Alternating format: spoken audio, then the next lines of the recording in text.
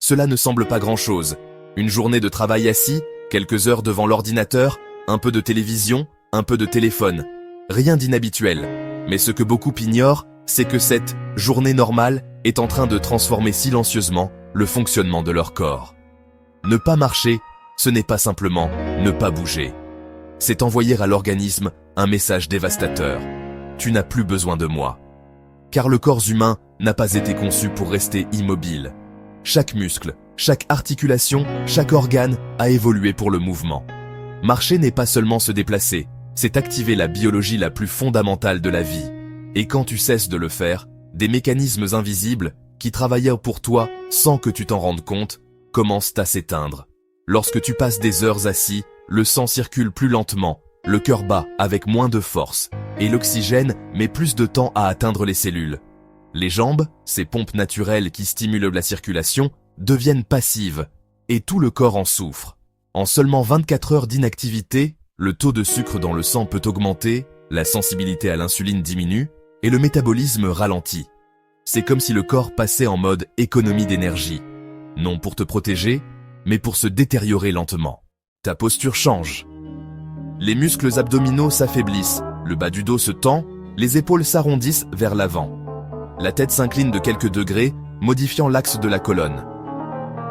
Ce qui n'est aujourd'hui qu'une gêne mineure devient, avec le temps, douleur lombaire, raideur du cou et tension chronique. Ne pas marcher raidit le corps, et aussi l'esprit. La science le confirme.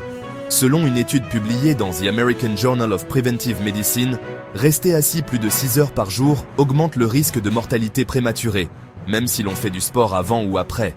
Autrement dit, 1 heure de gym ne compense pas une journée de sédentarité. Le corps a besoin de mouvements constants, même légers, car le mouvement est son langage naturel. Marcher active plus de 200 muscles à la fois. Mais ce n'est pas tout. Cela régule les hormones, améliore la digestion, renforce les os, libère des endorphines et stimule le cerveau. Marcher favorise aussi la production de BDNF, une protéine surnommée engrais neuronal, qui maintient les neurones en vie et soutient la mémoire. Ne pas marcher, au contraire, réduit ta capacité cognitive. C'est pourquoi, après de longues heures d'immobilité, tu te sens lent, distrait, irritable. Ce n'est pas seulement de la fatigue mentale, c'est ta biologie qui s'enlise. Le corps interprète l'inactivité comme un signe de maladie, et il réagit en conséquence. La masse musculaire diminue, la graisse viscérale, la plus dangereuse, s'accumule. Le système lymphatique se bloque et l'énergie vitale s'éteint. En seulement 2 semaines de vie sédentaire, les muscles perdent en force, et les capillaires qui les nourrissent commencent à se détériorer. En d'autres termes, le corps oublie comment bouger. Mais le plus inquiétant se joue à l'échelle cellulaire. Chaque cellule contient de petites centrales énergétiques, appelées mitochondries, responsables de la production d'énergie. Quand tu marches, tu les gardes actives et fortes. Quand tu cesses de le faire, elles s'éteignent. Et lorsqu'elles s'éteignent, tu vieillis plus vite. Ne pas marcher accélère littéralement le vieillissement. La peau reçoit moins d'oxygène, les tissus s'oxydent, les défenses immunitaires s'affaiblissent. L'inactivité modifie aussi la chimie du cerveau. Le mouvement libère de la dopamine, de la sérotonine et des endorphines, les hormones de la motivation, du plaisir et du calme. Sans mouvement, ces neurotransmetteurs chutent, tandis que le cortisol, l'hormone du stress, augmente. Voilà pourquoi, après une journée entière assis, tu te sens fatigué, mais pas détendu. Ton corps est épuisé sans avoir rien fait. Et ce n'est pas tout. L'intestin ralentit également. La digestion se perturbe, le métabolisme s'encrasse et la flore intestinale se déséquilibre. Marcher, ne serait-ce que 10 minutes après un repas, améliore la digestion et régule la glycémie.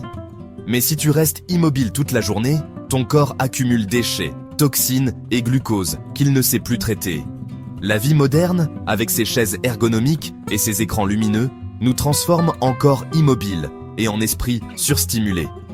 La bonne nouvelle, c'est que le corps a de la mémoire et il se rétablit vite. Quelques jours de mouvement conscient suffisent pour tout réactiver.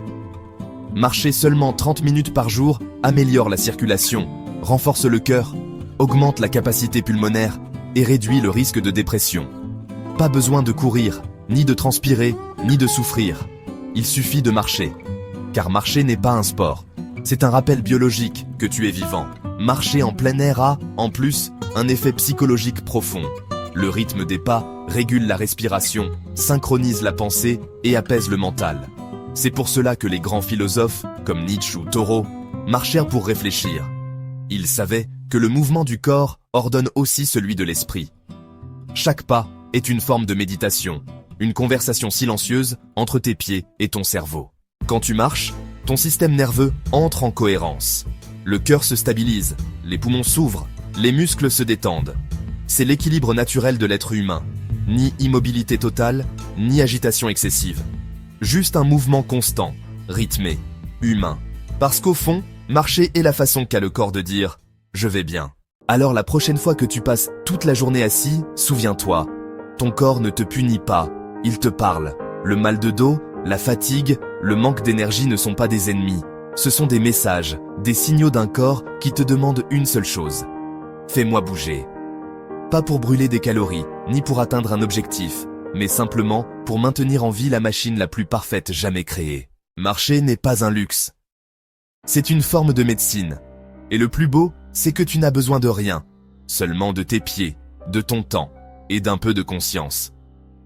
Car au fond, ce qui te guérit n'est pas le mouvement lui-même, mais le simple fait de te remettre en contact avec la vie.